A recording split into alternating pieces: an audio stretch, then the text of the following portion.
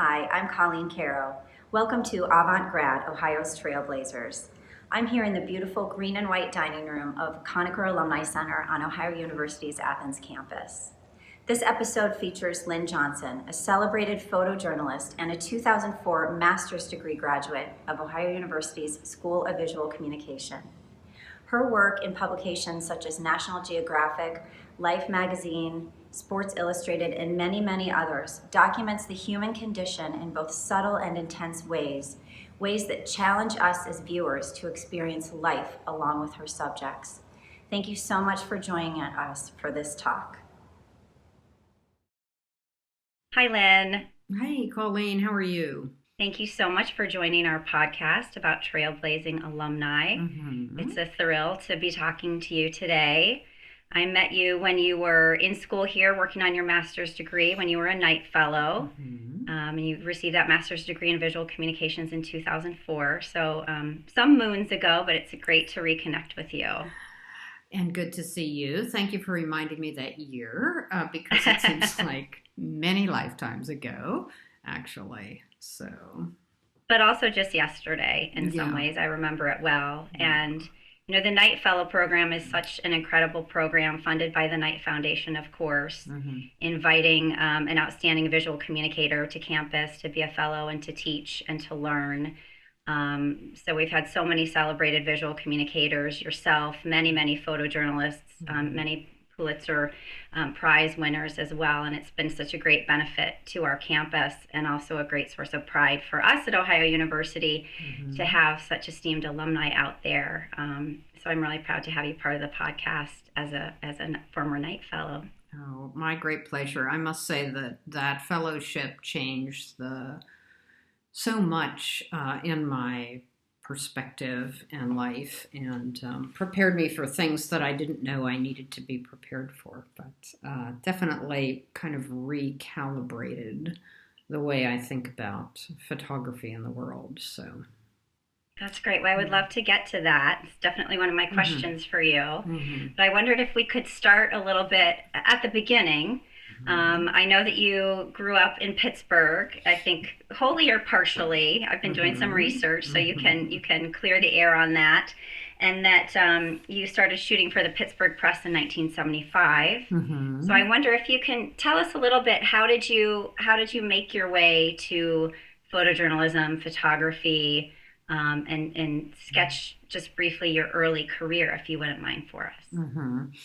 Well, I sort of found photography as a kid in the school library, looking at the work of the Farm Security Administration photographers, and just immediately knew kind of viscerally that's what I wanted to do.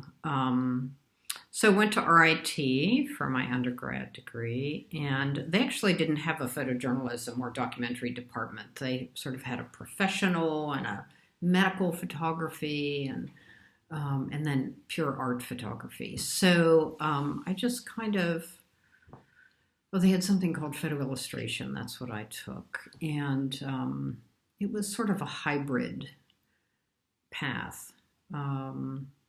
So when I graduated, I started working at the Pittsburgh Press, which no longer exists. And, the press has a reputation for being a very forward-thinking paper at one time. I did not work at that paper. I worked there before that happened, when it was just like the good old boys and me. And so that was actually the first great education, is how to survive in an all-male staff of 15, 16 people. So how did you deal with those challenges? How did you cope with that? Well, there were many. I mean, I think, first of all, being a young photographer, and you come out of school and you have this sense that the world wants you to communicate the truth and in depth. And then, one discovers that, oh, well, you can't really do that if you're on 5 deadlines a day, which at the time the Pittsburgh Press had. So you only have 10 minutes to spend with people. So I think learning how to be creative on demand in a very short period of time was excellent training. And then there was the complexity of working with the staff of sort of middle-aged white guys who, and at the time, of course, diversity wasn't even a corporate concept. Like, we should be striving for diversity. So diversity in that staff was like, we had an Italian American photographer, and a German guy. So, yes, I mean, all of these men just thought I would photograph the tea parties and the society page. And I was like, no. I want the fire just like you did. I want the news, the breaking news. I want to learn about how to do this. I want that suicide, that body that just washed up out of the river.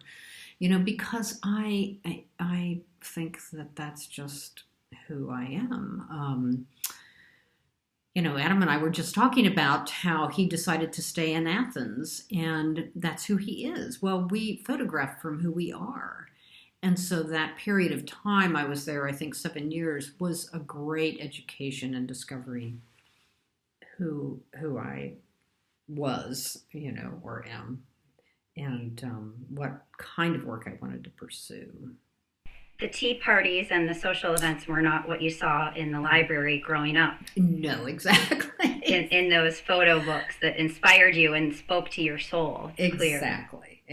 So I imprinted on those images of hardship and sacrifice and, caregiving under pressure and, black and white documentary images. So, yeah. So I did practice a little subterfuge in the department, because of the physical way that the department was set up. Like, the city desk was out there, and you had to come through a doorway, and whoever brought the assignment in, which was, of course, on a little piece of paper, which I still have some of those, by the way, so to give to the archive at OU. Yeah. It would come into a piece of paper, and it would just say, fire, 385 Forbes Avenue. And if there was nobody, the guys would all sit around in that room. They'd just sit around. You could smell Dettol in the air and hypo. And, it was the time of film and liquid chemicals. But if there was nobody there, I would just take the assignment. And then there was a back door you could go out. You didn't have to go out the front to show that you had the assignment in your hand. I would go out the back door, down the back stairway to the parking lot and, go to the assignment. Because there was a hierarchy of, status, of course. So certain photographers would get certain assignments. And so I had to break that assumption that I was going to do a certain kind of work.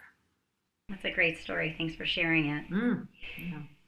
So you stayed there about 7 years and eventually left to pursue freelance work. You ended up shooting for Life and Sports Illustrated, of course, National Geographic. Mm-hmm. And from your website, I pulled this phrase. You call yourself a photographer passionate about elusive subjects and asking tough questions. I like that so much. And some other my research led me to this notion you shared at one point about getting people to cross that divide of their own fear. Mm-hmm. Will they look at an image? Will they interact with an image? Or will they walk away? Mm-hmm. And to me, some of those things speak to what you're saying about the kind of images and moments that and stories you want to tell, those moments you want to document, and stories you want to tell.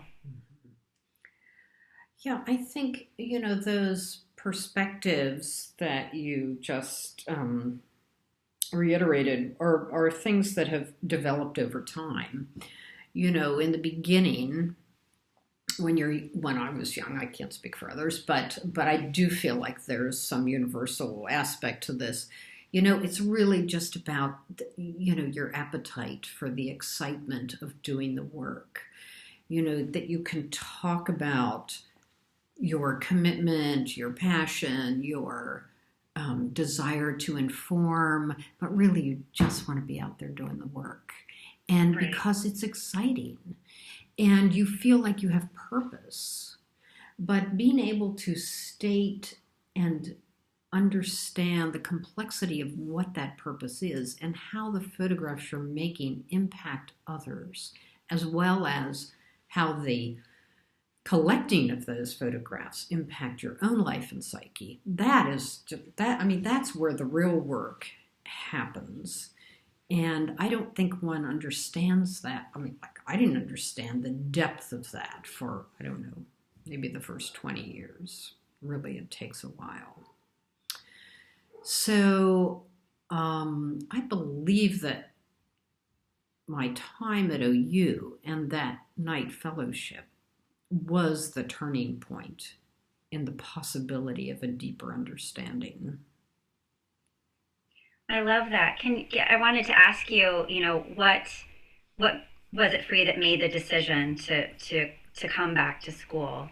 There were two very specific events.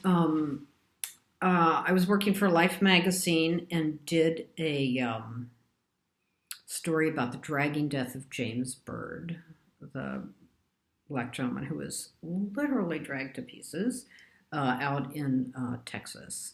And I remember that. Yeah.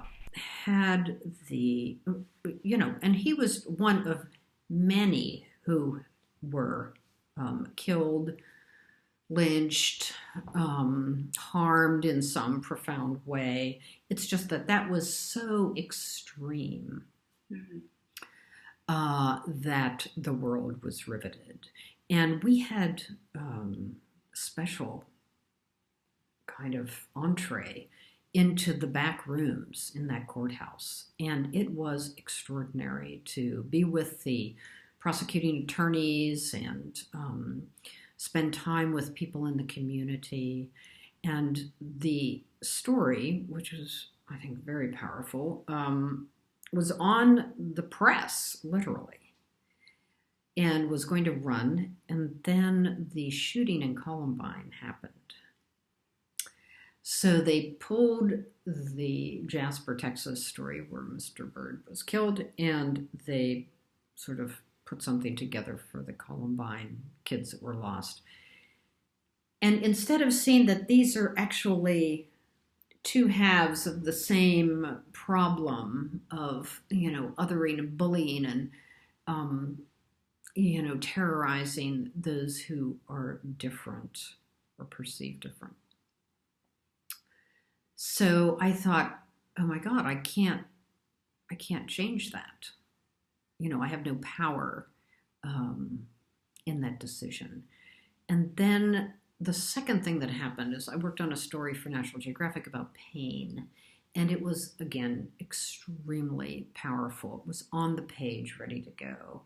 And it really broke new ground at the time because it addressed some of the modalities that could help people who were in pain.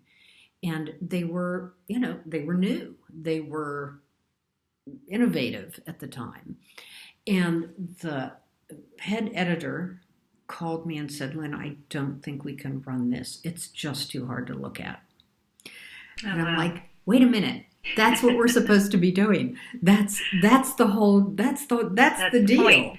You know, that's how you move people to action, or to at least a deeper understanding of the reality. So those two things happened pretty close together, and I thought, I'm done. I'm done with this. I'm not doing this anymore because, you put your heart and soul, you leave your sweeties and your whatevers and your friends, and you have no life other than the life on the road. And then you ask all of these people to bare their soul and allow you into their lives. And they do so, believing they will have a presence and a voice in the world. and then some other powerful entity just shuts it all down. And I was like, there's something I don't know. There's some skill I don't have that I need that will help me in these situations to move such stories forward into the light. It sounds almost like you needed a sabbatical from that kind of work, time to focus, regroup, ground yourself a little bit. Mm-hmm. But you say you also were seeking a skill or a skill set. So well, I thought it was a skill set. Like, why can't I convince these editors to use this work?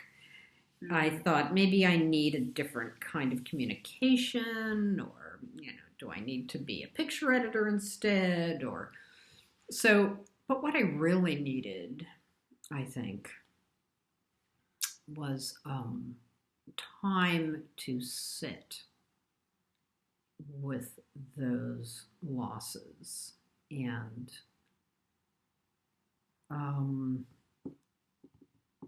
to rediscover a sense of confidence. Mm-hmm. And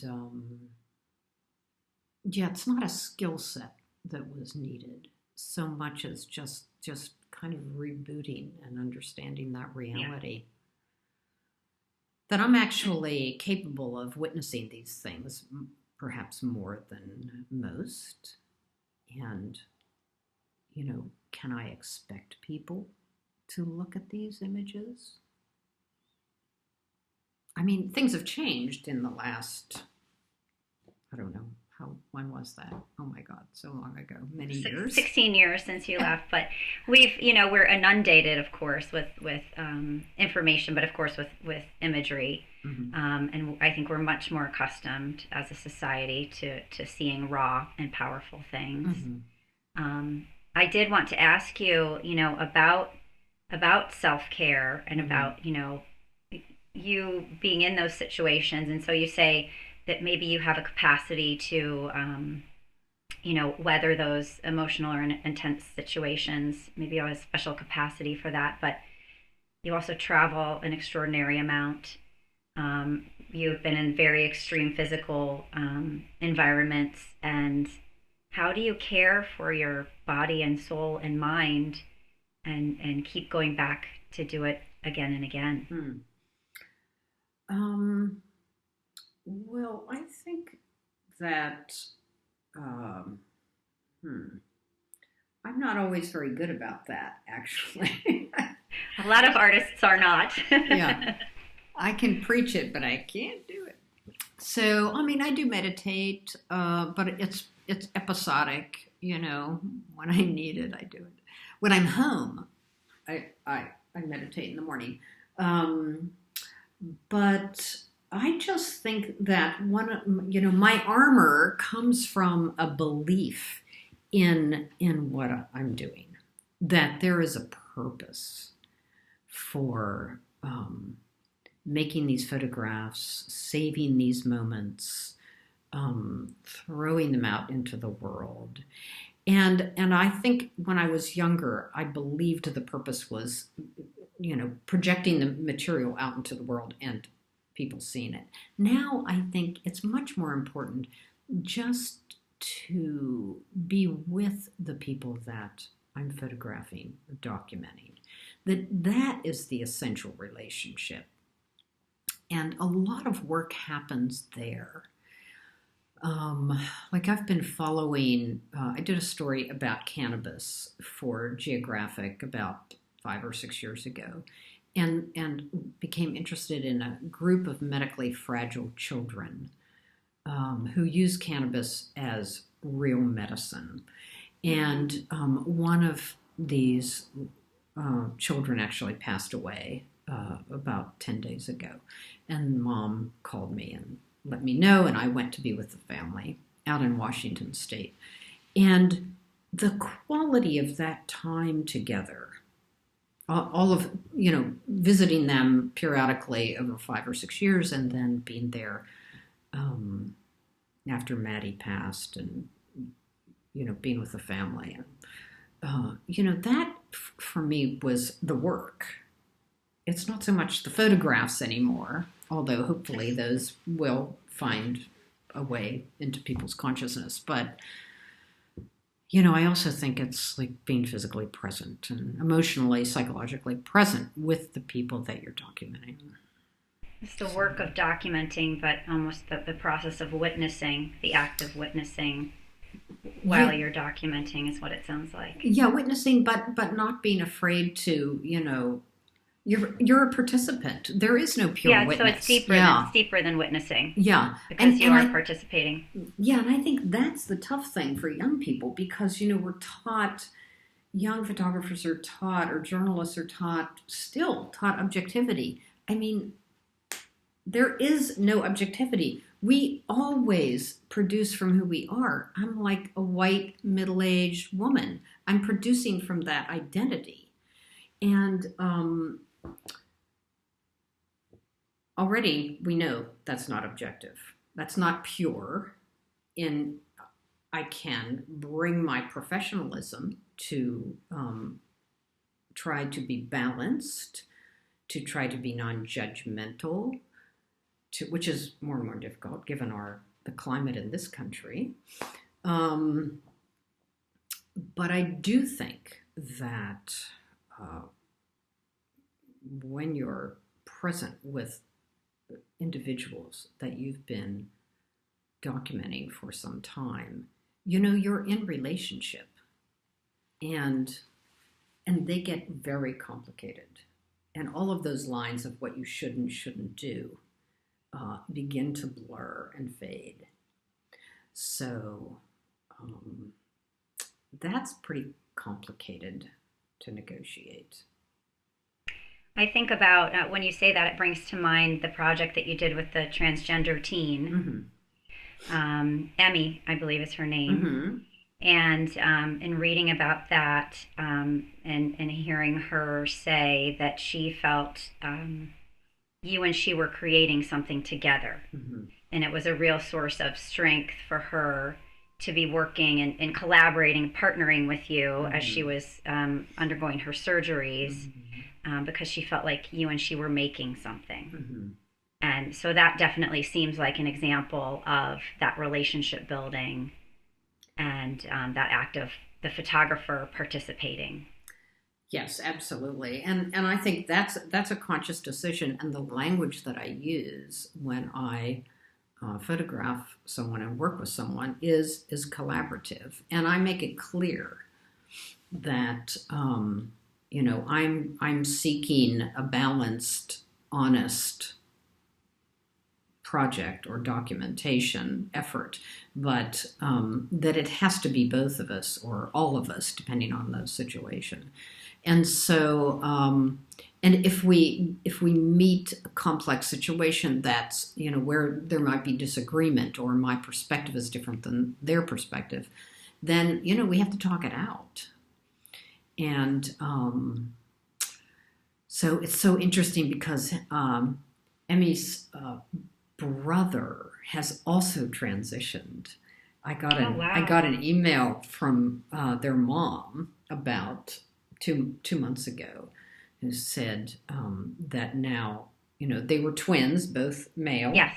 And mm-hmm. then, one of each. And now they're both female and twins again, identical twins again.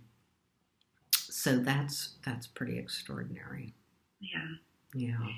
You've had a lot of extraordinary stories and moments that you've covered. You say you're a white, middle-aged woman, and so you produce from that place, but you have traveled the world. You have, and particularly interested right now, being in this pandemic such as we are, you've covered zoonotic diseases, right? So avian mm-hmm. flu and monkeypox, mm-hmm.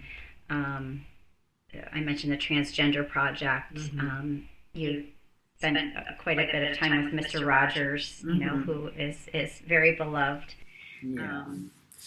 Such a good man. And pardon me for interrupting, Colleen, but please do, yeah. I must say that time with Fred was very and I interviewed him for my master's project.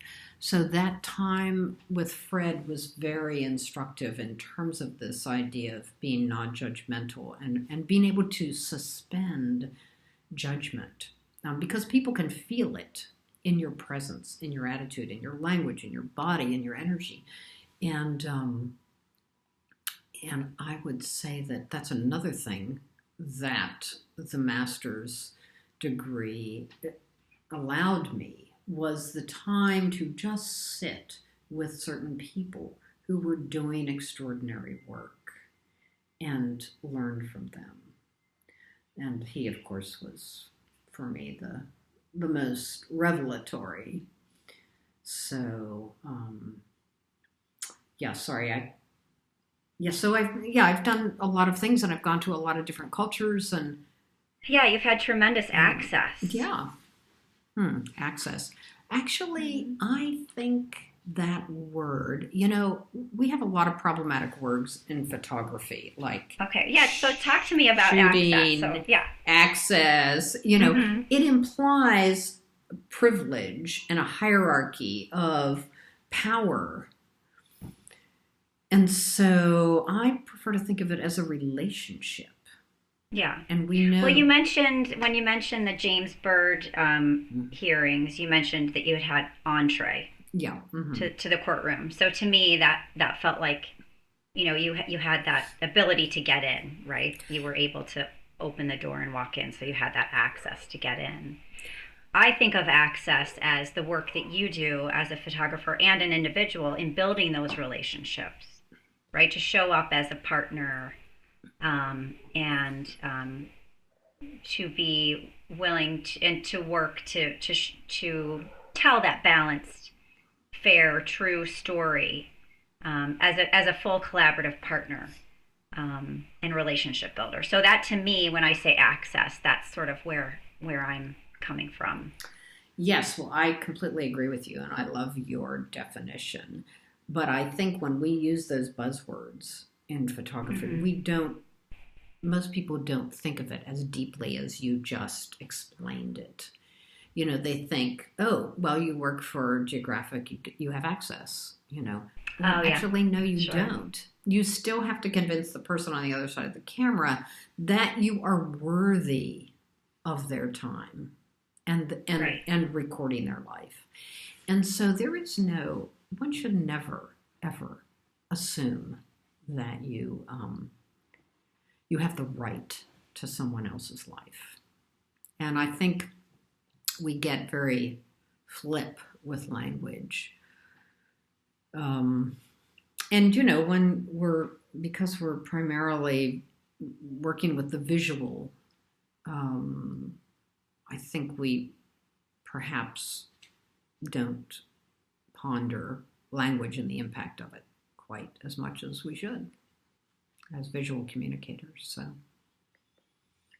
what do you feel are the responsibilities of a documentarian, particularly now, in this year of 2020? We're recording this in the year of 2020, and getting close to the end of that year. It's been so tumultuous for our country and our world. Just, with the pandemic and politics, and I wonder if you could share some thoughts about that, because you talked earlier about, in your younger years, you thought it was just about getting the pictures out there. Mm-hmm. But I feel like as part of that process of taking the pictures and yes, getting them out there, you're also telling these stories that will be archived. Mm-hmm. And, so for example, you've also given your work to Ohio University, to the libraries, which is just astounding and wonderful. But so we now have this collection, these documents of history. And so I wonder if you could talk a little bit about the responsibility you have as a documentarian and that photographers have. So if I can first mention that collection, I think please do. My initial, thank you. The initial impetus was to continue this idea of visual communicators being also educators. So that's my identity. is I feel like I'm an educator with a camera. I'm a journalist and an educator with a camera. Emphasis on educator. So the purpose of the archive coming to OU, for which I am completely grateful that they actually wanted it, Of course. is that I want students to see that, you start here. You don't start here. There are a lot of drill bits and headshots in those files. There's a lot of garbage. There's a lot of struggle and mediocre work. The really refined work, it only happens once in a while through struggle on both sides of the camera. So that's one thing. And I think right now, to address your question, right now is a very complicated time. And I know a number of photographers have, with COVID and lockdown, that they felt, well, they needed to stay home, and photograph the light coming through their window and, kind of look at their own sort of transformation or angst or consider the future and the work they want to do. I'm like, no. I'm getting on a plane and I'm going to go somewhere where I can see things happening, where I can see other people. I don't want to. I probably should have stayed home to contemplate. I don't know if it's possible for you to stay home for very long. It's just not in your blood. No, exactly. No, I think you have to be who you are. So much to the chagrin of my, near and dear, I propose Geographic Society is supporting a number of photojournalists and journalists and radio journalists and videographers with these COVID-19 small grants. So I applied for a grant because my birth sister works for a small critical access hospital on an island off the coast of Washington State, which of course is where we think the COVID virus entered the U.S. We'll probably never know the truth of that. But, and so with the help of this small grant, I've been photographing this little hospital because we've lost now 1,400 or 1,500 rural hospitals in this country because of COVID. They just are going belly up because it's so expensive to stay open. And I feel like that is important. I know that there are tons of great photographers, working in the big cities, doing tremendous work and showing us the reality of loss. And but I thought, who's looking at the rural life and the fact that on this island there is only one way to get health care? So that's kind of what I did as I bolted. And I actually just got back from there. So I've done 3 trips now. And because I think COVID, we're all sort of stuck in the trauma of these events. But there's a lot of downstream stuff. There's a lot of things changing and a lot of people impacted who actually aren't positive for the virus. But for instance, they couldn't get their chemo treatments or I had this completely heartbreaking, saw this little note of a young girl, 12 years old, who wrote a suicide note. It was found in the stairway of this hospital. And thank God she was rescued. Yeah. But, the mental health impact of this is just extraordinary. And we need to look at that too. Is that something that you'd like to explore?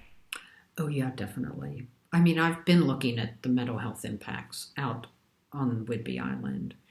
Mm-hmm. And, but it's difficult, It's difficult because it's not It doesn't have anything to do with somebody in a hood and somebody on a respirator and all of now the classic images that pepper our consciousness. That story doesn't fit in that container. So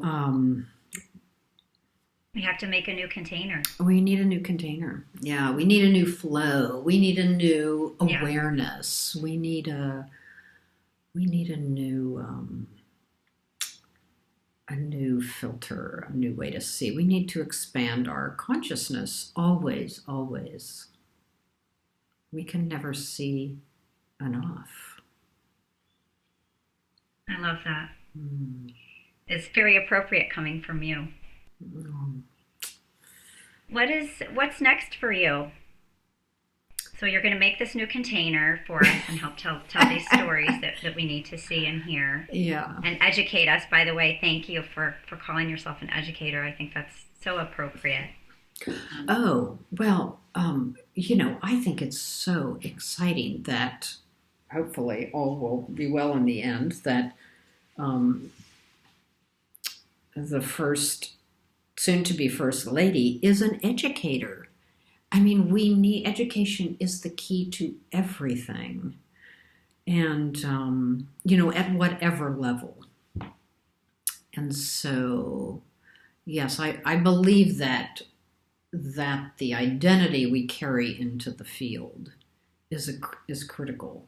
And we need to think about that as professionals.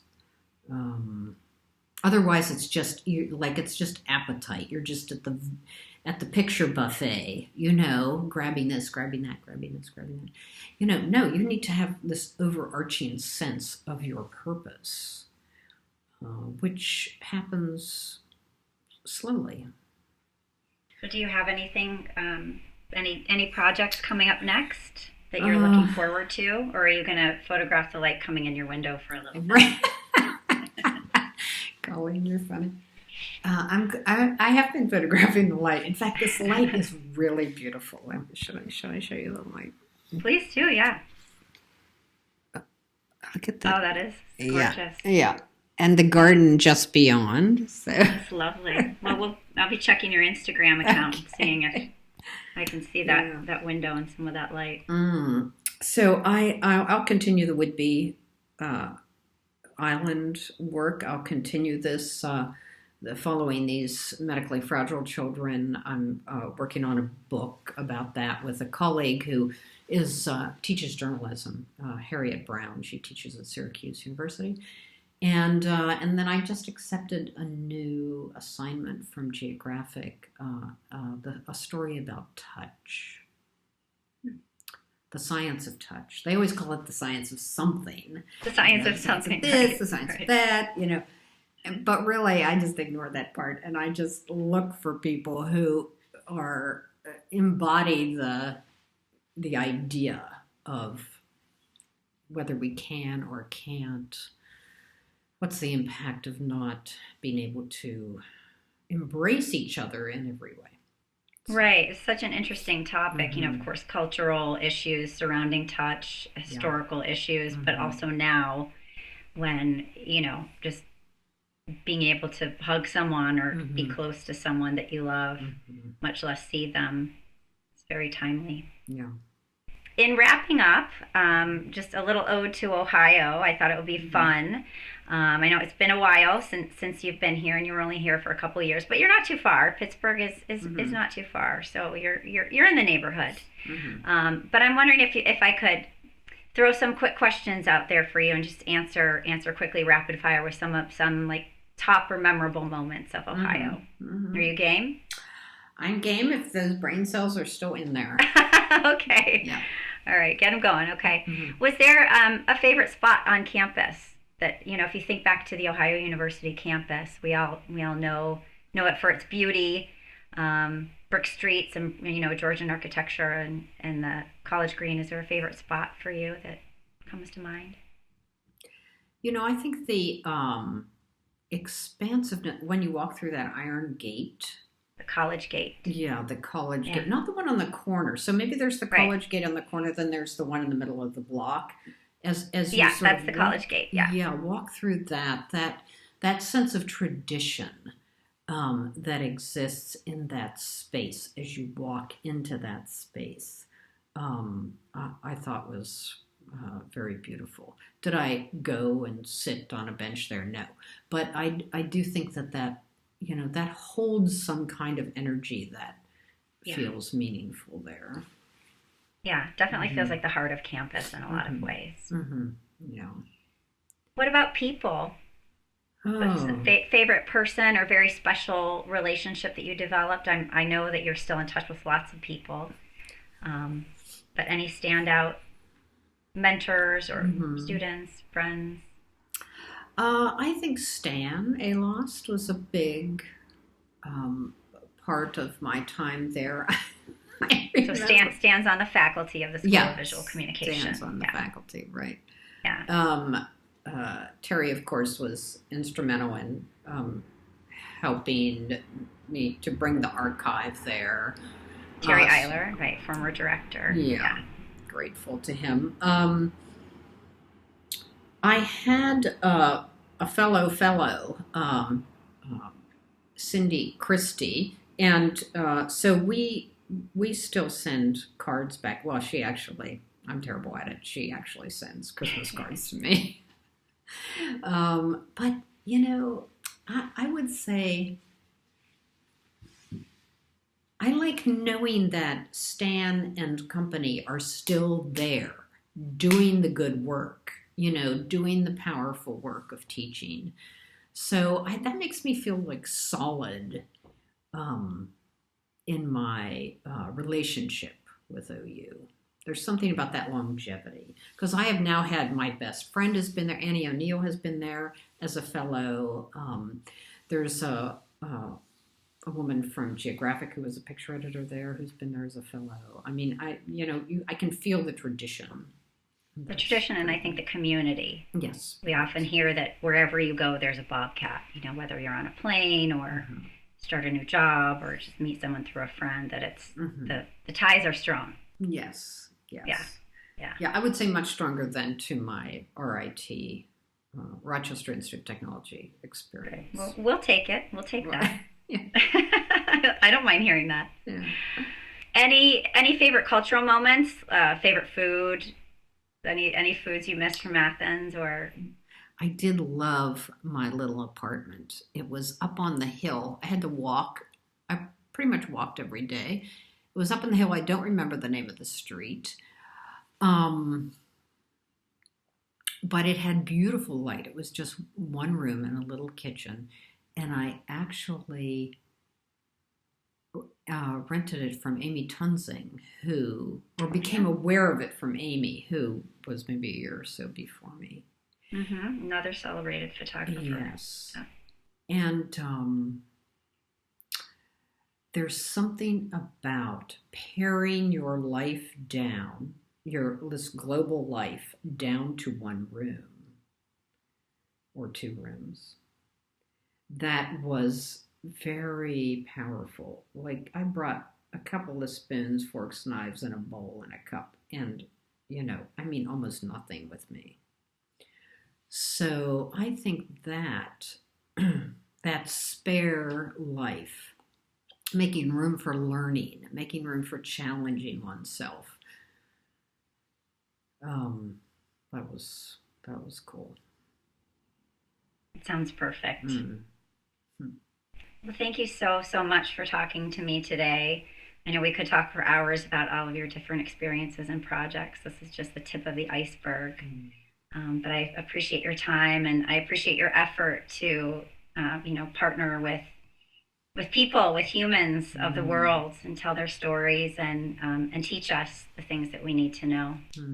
Well, thank you, Colleen. It's been a pleasure, and I wish you the best on other conversations that you have. I'm sure you will use them in the finest way, and it's lovely to have an opportunity to talk about these things, because usually behind the camera and silent, So thank you very much. Thank you. Mm-hmm.